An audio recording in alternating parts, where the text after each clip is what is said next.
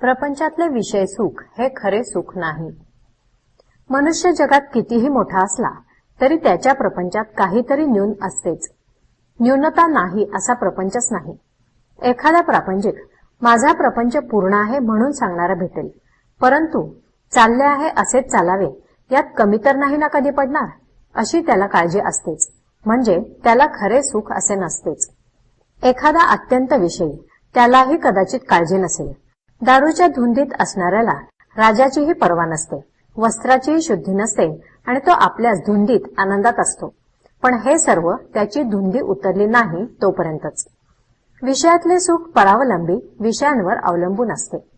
विषय हे नश्वर, आपल्यापासून कधीतरी जाणार, निदान आपल्याला तरी त्यांच्यापासून एक दिवस जावे लागणार। दुसरी गोष्ट म्हणजे विषयाचे सुख इंद्रियाधीन असते। इंद्रिय विकल झाली म्हणजे सुख कसे मिळणार? उद्या आपण मरणार हे समजले की कोणते विषय आपल्याला सुख देतील? सारांश, विषयात सुख नाही। जे सुख होतेसे वाटते ते आपल्यातच असते आणि ते विषयापासून मिळते अशी आपली फसवणूक मात्र होते। तर मग सुख कशात आहे? पुष्कळ वस्तू पुष्कळ मिळाल्या तर पुष्कळ सुख मिळते हा भ्रम आहे।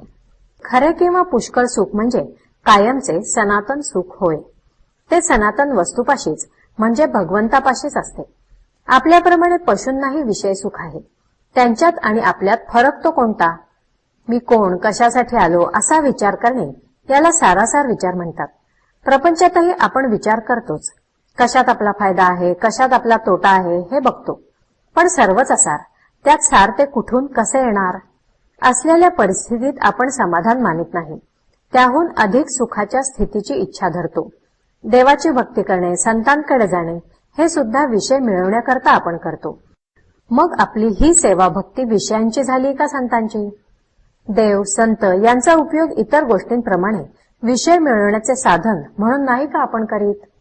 मांजर आडवे गेले की आपले काम होणार नाही ही भगवंताची सूचना आहे असे समजून आपण परततो, पण एक बायको मेली की दुसरी करण्याच्या विचाराला लागतो। सारांश, आपले ध्येयच विषय हे असते आणि ते मिळवण्याची आपली खटपट असते। खरोखर जो मनुष्य प्रपंचातला आपला अनुभव जमेच धरीत नाही तो कशानेच शहाणा होत नाही। प्रपंचात सुखी होणे म्हणजे भगवंताचे होणे होय।